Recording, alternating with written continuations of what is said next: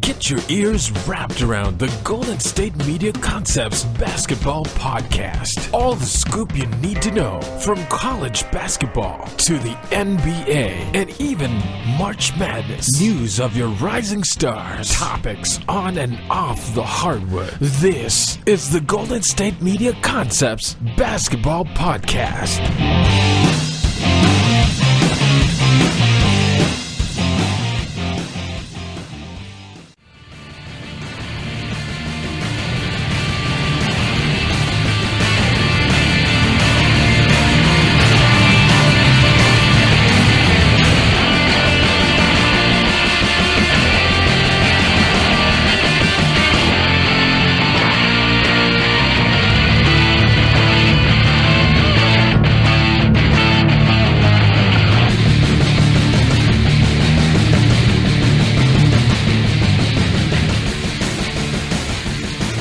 Hello, all you basketball fans. Welcome to the GSMC Basketball Podcast, brought to you by the GSMC Podcast Network. I am your host, as always. I'm Jeff Malinoff. With me is my partner, Mark Souza. I almost forgot your name there, but I remembered it. We are going to be talking about NBA stuff, obviously. We got Klay Thompson, his record-breaking, or tying record performance. Man, it sounds way better. Record-breaking sounds way better than tying tying record performance. What are you saying? I don't know. I had a lot of coffee this morning. You're like when a runner is tripping over their own feet. Like, well, I'm saying that it's better to say Klay Thompson's record-setting performance rather than record-tying. Record-tying performance doesn't sound nearly as good. I guess it is record-setting because he tied, right? Like he set. I guess. I don't know. Well, yeah. I don't know. Anyways, we got that to talk about. We got Warriors to talk about. We got Boogie Cousins returning to playing his debut for the Warriors. That happened this week, Friday.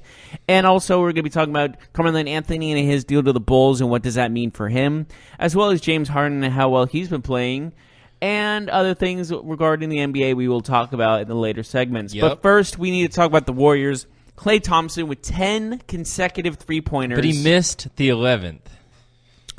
Did that matter? Oh, yes, well, it would have broken the record. It would have broken the record, granted. How disappointed would you be if you tied the record and then missed your next attempt? You went 10 for 10 and then you missed. I would be upset, yeah. But honestly, at 44 points, it's hard to complain about. And he had one of those nights last night. Yeah, he did. And he also has 3 NBA championships, so I don't think he's complaining too much. Doesn't he have the record for most points in a quarter? Klay Thompson does? Yeah, isn't it like 30-something? It's like 30. 37? Yeah, it's a lot. Something up there. So I think Harden was close to it one time. I think Klay Thompson, I don't know if this is a hot take or not, but I don't know if anybody can get hotter from the field than Klay Thompson, even Steph Curry. Like, I don't think it's possible to get better. Like, his highs are so high. Now, he's not... Couldn't use another adjective there? No, his highs are so high. His lows are not that low, but his highs are so high. I mean, look, let's be real. Curry does it more consistently where he goes off. But Klay Thompson, when he goes off, that dude can get to a heat that I don't think Curry gets to. I don't know if I've seen Curry get to that level. 10 out of 10? And then he's set the record before for most points in a quarter. That game, do you remember that game when he scored that many points? Like, yeah, it was pretty absurd. It was like he was playing NBA Jam and he was on fire the whole time. It was like anywhere he pulled up in. Way to go to a 1990s game reference, not a... He pulled up everywhere. Yeah, well, great game, by the way. Yesterday, in the third quarter yesterday at Staples Center, 8 for 9 from the field? You know what also caught my eye was Steph Curry's little bad sequence he also had where he slipped for the layup and then he tried to get the ball back and missed a 3 way to the right. Very unusual of him. But that was just a sign of that was Klay's night, not Steph's. Uh-huh. Thompson only played 27 minutes last night. 44 points. If he played 30, he would have gotten 50, in theory. Thompson's effective field goal percentage on Monday night is the best mark in a game in NBA history with a minimum of 15 field goal attempts. Unbelievable. So he did break a record. Yeah, that's a record, yes. A less notable one, but yes. Yeah, it's a record. Uh-huh. Anyways, the Warriors are dominating, surprising no one. But what happened last Friday was the beginning of the Thanos era with people's like I saw people putting a video of Steve Kerr with the gauntlet and having DeMarcus Cousins as the final gem, as the final what is it called? It's not a gem. It's a stone. Infinity Stone or something of that nature. I forget what the actual stone was in that movie, but I will remember later. Anyways, it was just like, it was so fitting. And, get it? Fitting. Yes, the stone got fit. it. Yeah. Glove. And, you know what people really, he fouled out of his first game. Who's that? DeMarcus Cousins. He did. In 15 minutes? It's like a real short amount of time. I thought he was in for the fourth quarter, right? He didn't play too much. He fouled out real early. But yes, he played until the fourth quarter, but he didn't play very much, is what I'm saying. True, very true. He got 2 fouls real quick. He had to get subbed out 3 minutes into the game because he had 2 quick fouls. I saw that they made it a point to get him the ball on the first possession where he had a thunderous dunk. But So DeMarcus Cousins, he played 15 minutes and he fouled out that game. 14 points in his debut, 3 of 4 from 3. The Splash Cousin? Is that what they're calling him now? The Splash Cousin? Is that Splash Brothers? You're not making that up? No, I've heard that. Really? Well, didn't DeMarcus say that he was a Splash Cousin when they were doing a Team USA practice with Durant and Curry? He said that, I believe. Yeah, but he said they're still looking for applications after he missed a couple. Well, he was 3 for 4 from 3 the other night. Obviously, last night, all that's being talked about is Klay. I mean, Klay Thompson. But DeMarcus Cousins did play 21 minutes.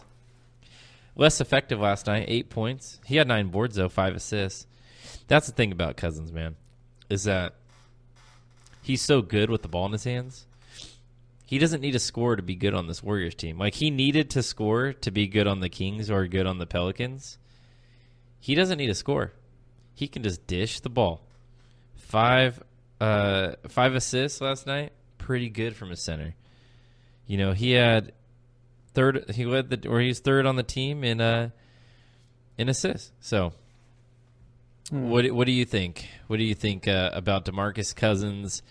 First couple games with the Warriors, how have you seen? What is your response to what you've seen so far?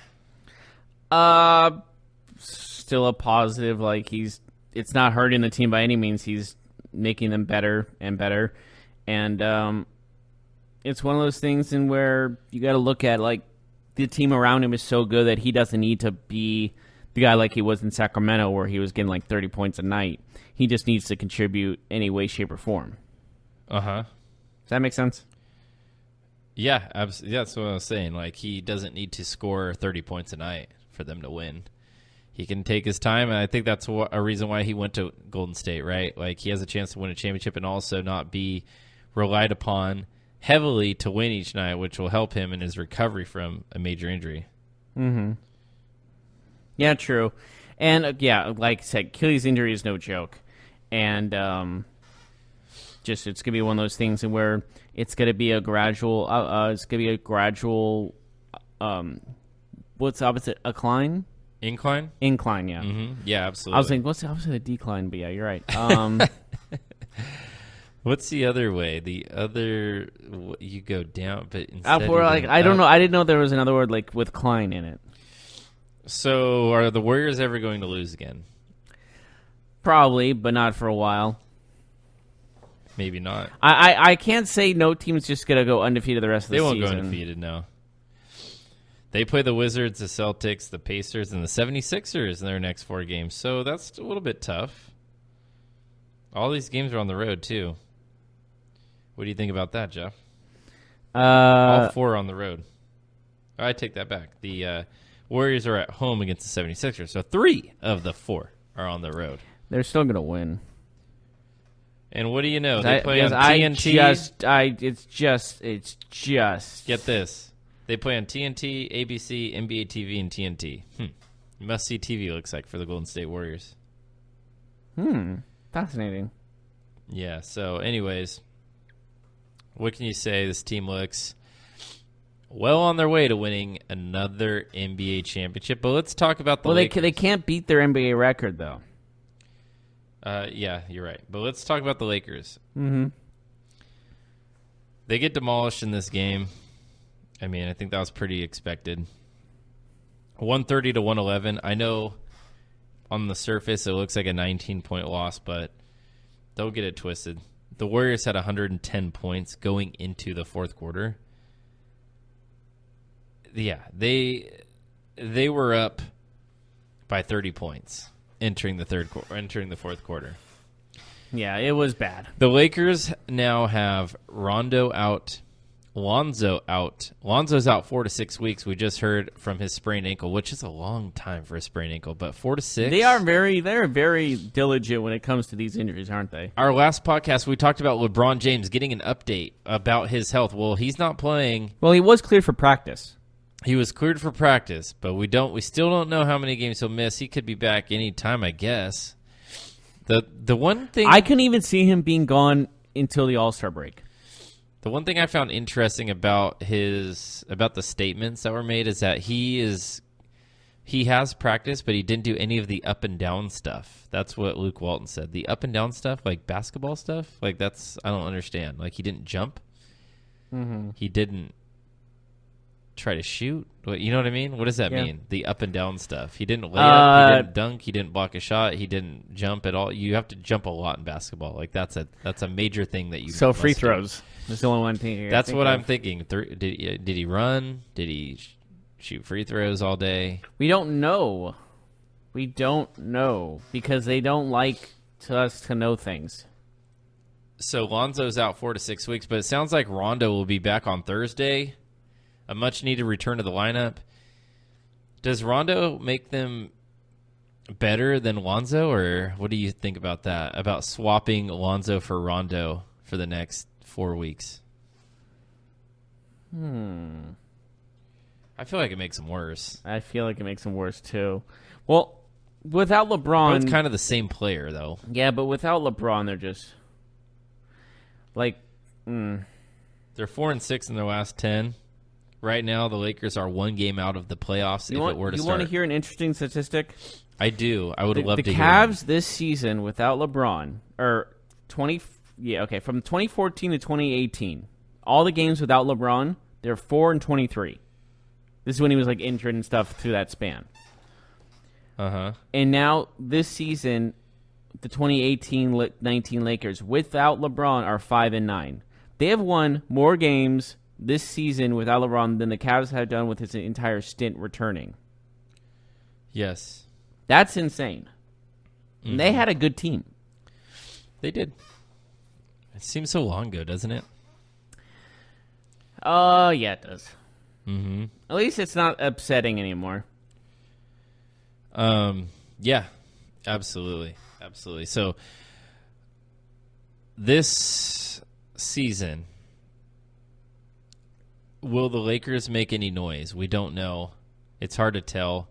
What I've seen, I'm not sure. This team is, even when they're healthy, are they better than any of the teams in the top 4? No, I don't know. What do you think? I don't think so. I was debating if I would think so or not, but yeah. But speaking of the Lakers, it's a special day today. 13 years ago today, what happened? What happened? Kobe dropped 81. Did he? Yes. 18 years ago? 13. Oh, I was He like, dropped Jesus. 81. I got 18 from the 8. And ironically, he played the Raptors, who are the best team in the NBA, arguably the best team in the NBA now. Today. Jalen Rose was on that team. Poor Jalen Rose. God, that's how long ago it was when Jalen Rose was on the opposite end of the court and not in a studio. Yes. So, Did anyone else get the ball in that game besides Kobe? not a single person.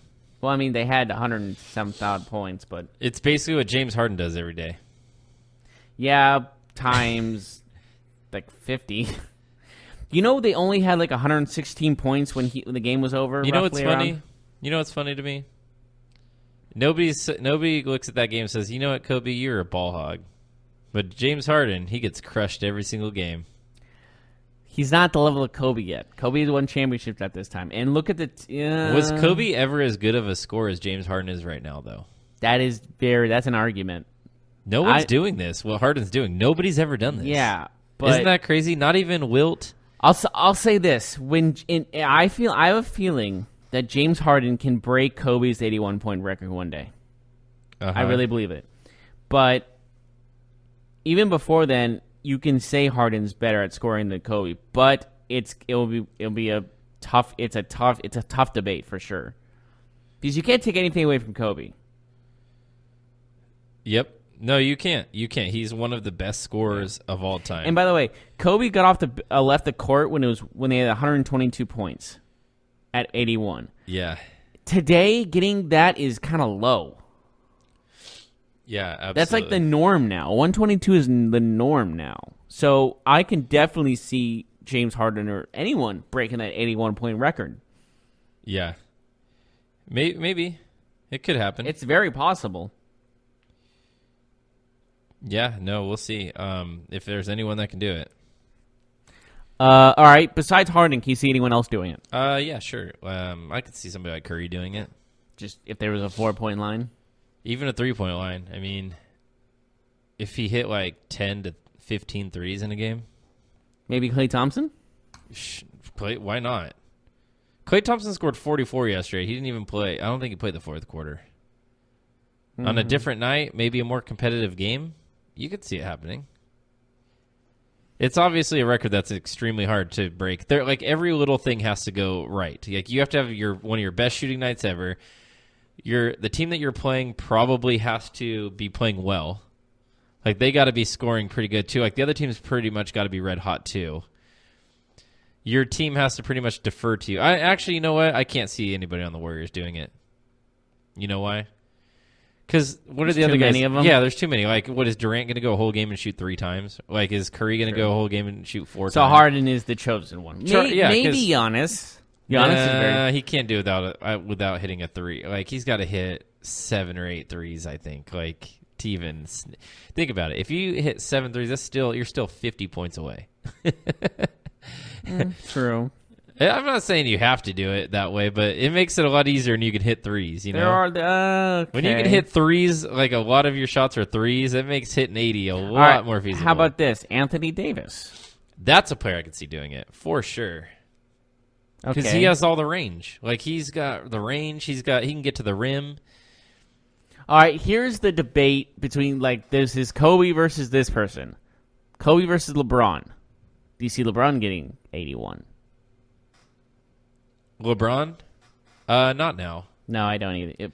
A couple years ago, maybe. He's more of a playmaker, you know? Like, could he do it? He's not much of a I need the ball as much as... Well, he needs the ball, but he loves setting up his teammates, you know? Mm-hmm. Where, like, Kobe, he was a scorer. Harden is a scorer. Harden can assist the ball, yes.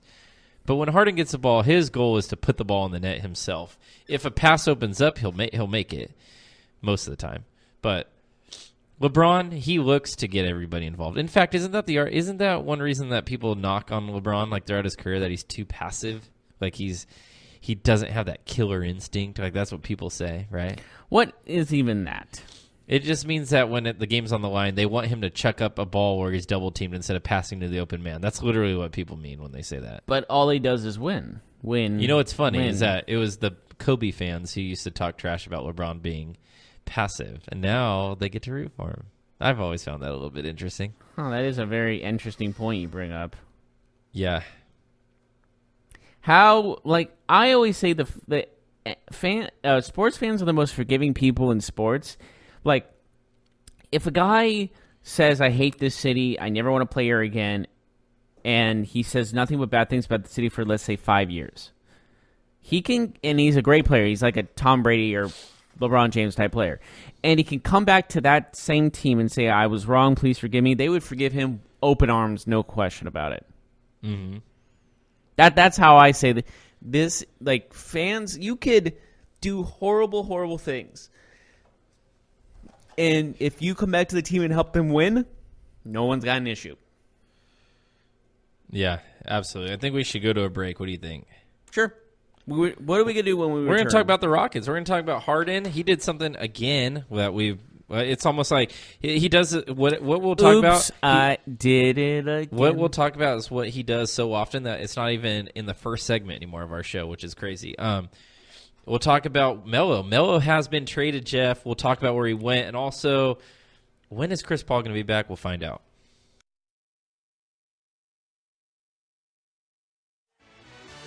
Are you looking for the very best NFL and college football podcast? Then check out the GSMC Football Podcast. Get the latest football news both on and off the field. From the NFL Draft to trades to the rumor mill to the NFL Combines. They got you covered. That's GSMCpodcast.com/football-podcast. Get updates on college rivalries, game day insights, and much, much more. It's football talk the way you want it. This show eats, sleeps, and breathes football. Don't forget to like them on Facebook and follow them on Twitter. Visit GSMCpodcast.com for more info.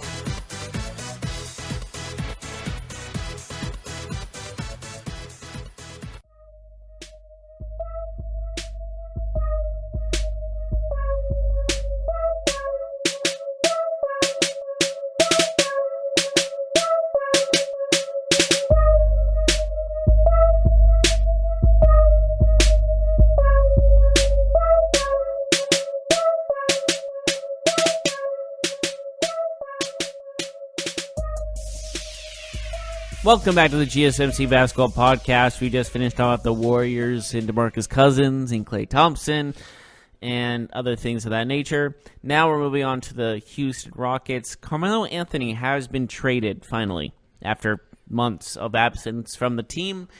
He is now a Chicago Bull for the time being. How long will he be a Bull for? Actually, he's not officially a Bull yet because because of yesterday, everyone was on break for a holiday in the NBA offices, so they couldn't approve of the trade. But the trade should be approved today, and it should go down today. But he's probably going to be there for less than 24 hours, is my guess, because they are probably playing over 24 hours. Because the Bulls, they don't plan on playing him, of course. But the February 7th is the trade deadline, and people are saying that he may be on the roster until then to see if he can be part of a bigger trade. Like he might be his asset, his contract might be used in some sort of a trade. So there is a possibility that he might technically be on the Bulls for a week or two, but he won't play for the Bulls. So I didn't want to say you're not wrong there. I just wanted to say maybe he'll be there for a week or two. Yeah, well, we know he's not going to play a single game. He's not playing at all. And what I see in this happening is, well, they released him, they said, for tax purposes. Right. So the Rockets got rid of his contract, but they sent cash to the Bulls to, I don't know, I guess to facilitate. Like, why would the Bulls just get him for nothing, right? Yeah. So, yeah. Well, we're also looking in the matter at hand that what is next for Carmelo Anthony? The team that seems most interested, due to reports, is the Los Angeles Lakers, which I guess he'll be just a bench scorer for them, if anything. I mean, that's the best I can think of. Yeah, I don't know. I'm trying to figure out what team. If he's the same position as LeBron, when LeBron returns, he's not going to see the court. And Ingram and Lance Stevenson, all their where best does he players even play? Yeah. Where does he even? I don't see it. I don't know about you, but I don't think the Lakers are a fit. I don't know where he fits. What team do you think he could fit on? Miami, possibly? Go back to Denver? No. I was kidding. Where do you think, though, honestly? What team would honestly consider adding him? Maybe here's an outsider. Let me ask you this. What about the Pelicans? I don't know. Do they want to deal with all that? I don't think that there's a team that I can say or you can say that's yeah, for sure. I think all of the teams are going to be like, well, let me ask you, are you asking them he's just going to come off the bench for these teams, or is he starting with the team that needs come off the bench? At this point, if he's not going to want to come off the bench, he's not going to have a job in the NBA. He's not. He's just absolutely not. He can go play in China. Hey, Carmelo, the Supersonics are back. Go to Seattle. He can go play with Jimmer. Can you think some people will say that? Like, he thinks there's a team in Seattle again. He goes there. He's like, where are they? But no. Yeah, I don't think so, Jeff. I don't think that would happen. That'd be kind of funny if it did. Anyways, I don't know where he's actually going to play. The speculation is that he will play Miami with Dwayne. I don't know. Well, yeah, I think maybe Miami. Like, if you're a team that's not very good and has a lot of young players, you don't want to get in that. Like, you don't want him to come to your team where you're taking playing time away from younger guys. Like, he's not going to go to Dallas. He's not going to go to Sacramento. He's not going to go to Phoenix. Like, he's not going to go. I heard some rumors going around that Sacramento was interested. No, you didn't. I swear. You heard Kings fans, some not so nice human beings say that. Wow. He's like the opposite of what the Kings are. Young, talented, fast. Yeah, like the Kings play at the fastest pace in the NBA. What are they going to do? Drag Carmelo Anthony? Remember, one of the reasons why people wanted to get rid of DeMarcus Cousins was that he didn't get up and down the court enough, and he's an athletic guy. Carmelo, not so much. That was also his work ethic was in question when it came to when it came to transition. I think it was more his attitude, right? Yeah, but also his transition added on to his attitude. That's what people were looking at everything about him. Yeah. But anyways, this is off topic. Anyways, honestly, I hate to say this, the Knicks. I know it's no way, but like they're trying to tank. Like, what's the point? They don't even want him to do good. They don't want to win games. Like I know. I'm honestly thinking of places where he would fit on a tanking team. Get what I'm saying? Yeah, but why? They're not going to pay him to lose. All right, Brooklyn. I'm throwing every team out there now. Charlotte, maybe. Charlotte's actually interesting because they don't play at a super fast pace and they don't really score a lot. So maybe he can help a team like that. But I don't know. I feel like Jordan doesn't want that on his team. It really depends on who is running the team to see who would want Carmelo. Yeah, I don't know. But do you think he'll even get signed by a new team? Somebody will sign him. Plus, injuries happen, so maybe there's not a spot right now, but, maybe there's a team that's a playoff team that, their backup forward gets hurt, and, okay, we could use a guy to come in and take 6-7 shots a night. I don't know. Do you think he'll go on, he'll go on, that 10-day contract run with a bunch of teams? No. I think somebody will give him a minimum for the rest of the season. Mm. But so you don't expect a 10-day contract? No. But for the Rockets, they signed Kenneth Faried. Faried, I thought he used to be a pretty decent player for the Nuggets. I liked his game. He is a power forward that can run, very athletic. Interesting where we are today that Kenneth Faried is a player that people want, and Carmelo Anthony is avoidable. But Faried is a player that I've seen the rebound name. the ball. It's more of a namesake than anything else. You know what I'm saying? Yeah. But Faried is now on the Rockets. He played his first game with them. He got bought out by the Nets. Last couple of years for him, he hasn't played with Denver, with the Nets. He's just been a guy who's fallen behind in the rotation, behind younger guys, not getting a run. But now he's getting a chance to play with Clint Capella out for the Rockets 4 to 6 weeks.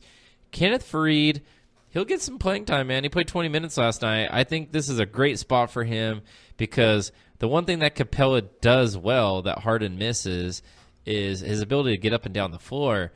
Faried can provide that. He can play that role, I think, effectively for them. So maybe Faried will be a player that actually is somewhat of a difference maker for the Rockets. I don't know. Well, maybe. Keep your fingers crossed. All Faried fans. Yeah, and Rockets fans, of course. But, let's talk about it. Chris Paul. He's been gone since December 20th.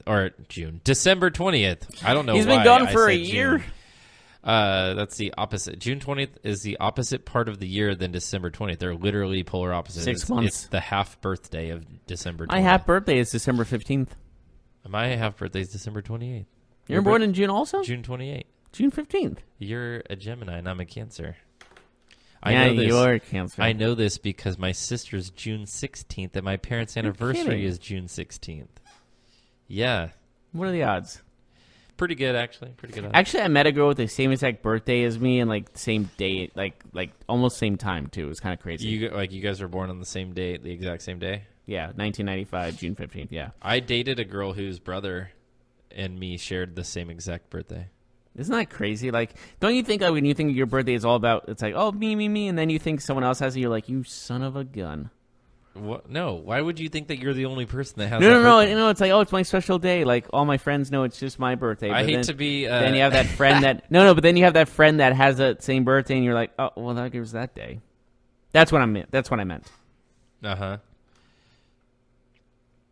Anyways, I saw a meme that was like, I hate to break it to you, but like you share your birthday with like Millions of other people, hundreds of thousands of people, or something like that. Millions. Like, you're not that special. Is basically what it said. No, I thought that was funny. Anyways, What were we talking about? we were talking about Chris Paul. He hasn't played since Right. December the 20th. And He's supposed to be back next week. Hamstring injury. But Harden has allowed them to be able to be patient with Chris Paul, right? Because do you Harden's think going he'll nuts. take him after the All-Star break to return? At this point, I don't know why they would bring him back before that, because you don't want him to get hurt again. And he's so fragile. Like, Chris Paul gets hurt all the time, right? You know, a lot of the stars in the NBA right now are pretty fragile when you think about it. We didn't even talk about it, but Harden had his 20th game in a row where he scored at least 30 points. 20th game in a row. We don't even talk he had about it. 48, I believe, if I'm not mistaken. Mm-hmm. Which is, like, low for him. How is 37, excuse me. He had a 48-point game before that, but he had 37 this game, which is low for him, which is insane to think about. And also on the fact Embiid had a monster performance himself in that win for the 76ers with 32 and 14. Embiid has been getting beef with getting in scuffles with multiple players in different teams over the last week or so. Uh-huh. Like Patrick Beverly, he got heated with, then he got heated with Russell Westbrook, then he got heated with James Harden. Yeah, absolutely. He's not making a lot of friends, is he? Why is that? Because he's getting in these scuffles I frequently. don't know, man. I think you're making a big deal about it, but if it's a thing, it's a thing. I don't know. Well, you remember what Russell Westbrook said? He's like, "Are you and Embiid cool?" He said, and I quote, "F no." Embiid is like an awesome dude. Like I love his competitiveness And his trolling abilities. Uh-huh. His trolling abilities are top notch. And he just yesterday he wanted to play. Like he was questionable. They said that they were leaning towards benching him last night to keep him rested. And he went up to Coach Brown and said, "No, I want to play. I want to play against Harden. I want to play against the Put Rockets." me in, Coach. And what happened? He I'm had a ready huge to game. play. They blew out the Rockets. You got to give him props for that, man. Oh, you did great. I'm not taking anything away from him. You're taking everything away from him. What? You're taking everything away I'm from one of him. his biggest supporters. I say he could be a potential. He should get some votes for MVP at the moment. That's a little bit high. Now you're the one that's. Oh, yeah. So because I don't think he's the MVP means I don't. I never said he was MVP. I'm saying he'll get a vote or two. Mm-hmm. Do you see that not happening? No, not at this point. Fine. I would say Giannis, Kawhi, Harden, and even Jokic have better arguments. Well, Jokic has taken the Nuggets to one of the elite teams in the West. And then you know that like a guy like Curry or Durant's going to creep in. And then I think LeBron can't win it because he's missed too much time. I think when it's all said and done, LeBron's going to miss 20 games. DeMarcus Cousins only played a couple of games. He's one of the highest voting in the All-Star game. So why But not? that's fan voting. That's not fans don't vote for MVP. Thank God, right? And plus, fan voting's only a quarter of the All-Star. Like you can't just get in on the fan vote. Like it's I not. thought it was just fan vote. No, fan voting is not. Fan voting is only a small part of who gets to go to the All-Star. Well, game. that's good to know. Yes. Google made that seem different. Mm-hmm. Yeah, I mean, DeMarcus Cousins, like you said, he has only played 2 games now, and he's Before that, in he the was fan still voting? he was still one of the top voters, which made me cringe on the fact, like, really, fans. Mm-hmm. Like, I understand he's a good player. I'm not taking that away from him at all. But All-Star Game is how good you're playing this season. Yao Ming made All-Star games. He didn't even play. Got voted in at least, but he didn't even play. During the Maybe season. they thought it was a who's the tallest person you can think of contest, Mm-hmm. or who's tall enough to see on top shelf contest. I don't know. But I do have to say that when it comes to like MVP stuff, Well, okay, let's agree on this. Joel Embiid is the MVP of the 76ers. I don't think there's any doubt in that. Mm-hmm. And he might lead them to a run in the playoffs. I mean, Embiid's they'll be a top 4 seed for sure. But I think Embiid's got. It looks like to me that Embiid can have the tank to take it very far. Like it seems like he won't run out of gas. You know, some guys run out of gas when it comes to playoff time. I feel like in a 7-game series, he can shine. Oh yeah. I know it sounds. Yeah. This is Embiid's chance, man. Like he could be the next star. I think Anthony Davis is being pinned as like the next young guy. Like who's a young player that's a star? It's got to be Anthony Davis, right? Like Durant, LeBron, even Kawhi. They're a little bit older. They're a little bit, closer to. They're actually either in their prime or a little bit past their prime. But a guy like Davis is before, we assume, because he's only 25 years old. Embiid's right there. Embiid's got to be the next young guy. I mean, yeah, there's other players. You can look at, guy like De'Aaron Fox, but he's still very young. Like, he's still too young to be in that conversation. But, like, Embiid is ready to make that next step. Embiid is ready to go from young, promising player to superstar. Mm-hmm. Yeah, absolutely. And, I mean, he's already kind of there. He's pretty darn popular, all things considered. His media following is pretty high, and he plays at a high level. And, if you had a jersey of a 76er right now, it's probably going to be Embiid's. Yeah. All right. Anyways, what do you think about taking a break? What do you want to talk about when we return? I think we got to talk about Luka Doncic. He did something yesterday that has never been done. That's not how you say his name. Luka Doncic? No. You sing his name. Hallelujah? There you go.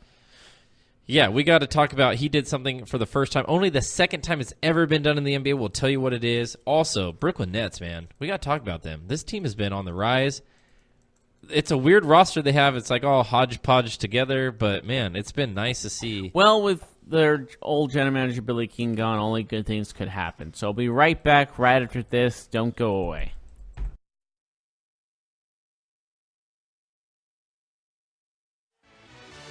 Check out the show that's built on the MMA. From the UFC to extreme cage fighting, they got the fights covered. Check out the GSMC MMA podcast. Get the latest news on past or upcoming fights. Join us as we talk to and about some of the biggest names in the MMA, past, present, and future. When it's the fight game, there's just one show to check out. GSMCpodcast.com/MMA-podcast. Don't forget to like them on Facebook and follow them on Twitter. Visit GSMCpodcast.com for more info.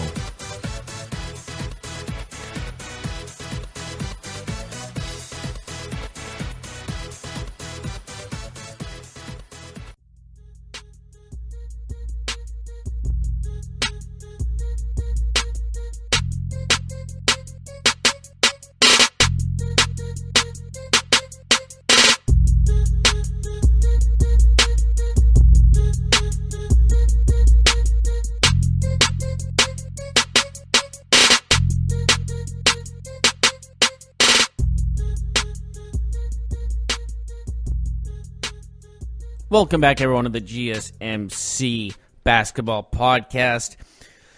We just finished talking about the Rockets, Joel Embiid and the 76ers. Now we are moving on to Luka Doncic and the Dallas Mavericks. Luka Doncic is the second youngest player in NBA history to record a triple-double with his 18-point, 10-rebound, 11-assist performance. And the first being Markelle Fultz. Of all people. A very forgetful first overall pick. Would you consider him a bust already? Just before we get into Luka? Not yet. You still got to wait. Do you think he needs to go to another team to prove himself? It might be best. I don't know. But let's put it this way. If he is as good as he could be, it won't matter what team he's on because it'll show that he is, the number one pick for a reason. If not, he'll be a bust. Okay. Simple as that, right? Because he will have gone in front of players like Jason Tatum, De'Aaron Fox, Lonzo Ball, amongst other players, Donovan Mitchell. I mean, look. Donovan Mitchell is considered more of a steal than anything else. Right. But if Fultz ends up being a really good NBA player, he'll be good. Because basketball's a sport where, like, team fit doesn't matter when you talk about if you're a good player. It might not be good for a system, but if you're a really good player, you can fit anywhere because, look, talent always wins in the NBA. Talent means more than scheme. It does. Football, I'd say that's different. I think football scheme means a lot. Like everybody's not that everybody's equally talented, but in football, the right team that drafts you kind of is important. It really is. But in basketball, no. If you're one of the best 5 dudes on the court or on the team, you're going to get on the court, period. So, I'm thinking, like, I was more along the lines of, like, less talented teams to see he can improve when he's one of the most talented. Because right now he's not one of the most talented. Uh-huh. That's what I was implying. As in, like, the Knicks or Orlando or, let's see. Those are the 2 I can think. Even Dallas, to be honest with you. Uh-huh. But, yeah, well, let's talk about Luka. Speaking of Dallas, he is in line for the Rookie of the Year selection. They lost last night with his triple-double. Yes, you're right. He's a slam dunk Rookie of the Year. I mean, as of right now, he would probably have to get hurt and not play the rest of the season. Well, don't jinx him. And someone else would have to kill it. Like, I don't even think that would happen. Like, I don't even think that would stop him from getting Rookie of the Year. Mm-hmm. He's shown enough. He's shown more than every other rookie by a lot. What I liked about him yesterday, though, Jeff, was that he was asked about his triple-double after the game, and he didn't talk about it. He was like, yeah, that's nice, but I really wanted to win, and I'm sad that we didn't win. And they lost by 10 on the road to Milwaukee. That's not a bad loss at all. They lose to a Milwaukee team, a better team on the road, by 10 points. That's not that's like a good loss, right? Like that's like not a man, what do we do? I was like, okay, we gave him a run. We played the game was close. The game was at 8 points going into the fourth quarter. So the Mavericks played a tough game. Mm-hmm. But I love the kid's maturity. Like I love that he was like, you no, are man. high on Hallelujah. No, I just love that he was like, because it's easy for a young player. No, as in you like him a lot. I mean, who doesn't like him? I mean, I don't have a poster like you do, but I do not. I don't have any posters on my wall. I'm an adult. That's the joke. Thank you for ruining the joke. I don't have any posters. I have home decor. All right. The only thing we have candles. That's your wife's candles, aren't they? What? They can't be mine? No. I love candles, man. It's not like they can't be yours. I just have a gut feeling that it's mainly your wife's that use the. That's her choice of candles. Uh-huh. I'm right, aren't I? No. Some of them are my wife's. Mm-hmm. Anyways, moving on. Luka Doncic, like you said, with the triple-double. Obviously, this team needs to build around him for the future. And right now, it's rebuild time. But honestly, it's all about building around Doncic. Gotta build around that kid. Yes. He's your next Dirk Nowitzki. Yeah, I could see it, man. I really can. This kid, he looks like he could be a star in this league for 15 years. He really does. He's 18, or he's 19 now. He just turned 19. So in 15 years, his game is already well-rounded. Like, he doesn't really need to improve anything. Like, he will improve, but he doesn't have a glaring weakness at all. Mm-hmm. Hard to say when you're that young. Even LeBron, when he came in the NBA, he had a glaring weakness. He didn't shoot very well from the outside. Now he's deadly. Now he's good. No, he's not. I wouldn't say deadly, but he's I as soon as I said that, I hesitate. I'm like, that's not right. I know what you meant. Yeah. I know what you meant. It's adequate. But usually a kid has have to watch for weakness. It. Yeah. Usually a kid coming in the NBA has a glaring weakness. Last year, Lonzo Ball, he couldn't shoot. Now he still has to work on that. Like, he still has to improve. He's made a couple shots, but it still needs improvement. But the fact is that usually when you're a young stud, you have a part of your game that needs to be developed, whether it's shooting, whether it's dribbling, whether it's defending. He is a well-rounded player. So listen to this now. Everyone loves Zion. Where's his flaw? Where's his weakness? He needs to learn how to shoot better. Exactly. He's a great He doesn't have to right now because he can get to the rim anytime he wants. But now it's worrisome when he's going to get to the NBA because I think he needs to work on that shot before he gets to the NBA. Uh-huh. But he's still going to rely on his driving ability, which is absolutely amazing. Don't get me wrong. But I hope he doesn't become this guy that's like the next LeBron James and becomes nothing. I hope that's not the case. Yeah, no, he is. This kid's fantastic. Nothing but good things. But Giannis, we have to point out, he had 31 and 15 last night. Bless you. Oh, thank you. He had 31 and 15, so he did outperform Luka a little bit, I would say. But Giannis is on another level. It's Giannis Antetokounmpo. Yeah, he's been in the league. Giannis is arguably in his prime now. He's been in the league for years. Giannis, there's a guy that still needs to develop his game. Outside shot. Oh yeah, if he can nail that outside shot, man. If he can hit threes, even without it, he's dominating. If he can hit threes, like standing threes, like just open threes, boom, that guy, he's your MVP. If he does that, if he develops that part. Well, right now Harden is inclined, but I will definitely Giannis or Kawhi is second. Yeah, I'd say Giannis right now. And yeah, I would say Giannis. Yeah. Nothing against Kawhi, close. But it's really close. Yeah. Honestly, if one of those three get it, I'll be like, yep, that makes sense. I get it. Like, I wouldn't argue it. Yeah, all right. So what about the Brooklyn Nets, man? They're 8-2 in their last 10. Right now, they're on a 4-game winning streak. This team is 25-23.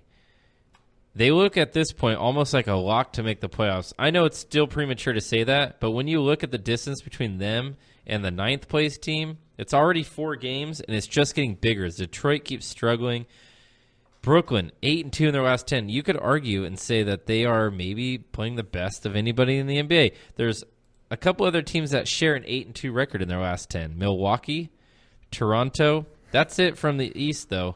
You have to go all the way to the Western Conference, and then you see the Warriors at 9-1 in their last 10. Utah 8-2 in their last 10. But really, that's it as of right now. The last 10, Brooklyn is a top 5 team in the NBA.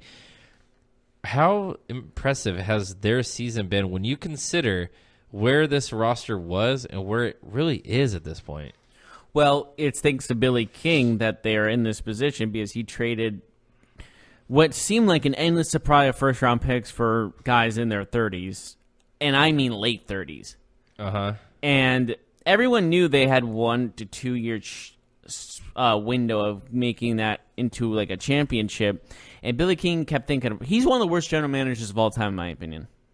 Uh-huh. Because of what he's done, not just to the Nets, but the 76ers. And it's just, he traded all those draft picks, and it just looked like nothing but disaster. And it's been disaster because they haven't had a first-round pick in, a couple years now? Right.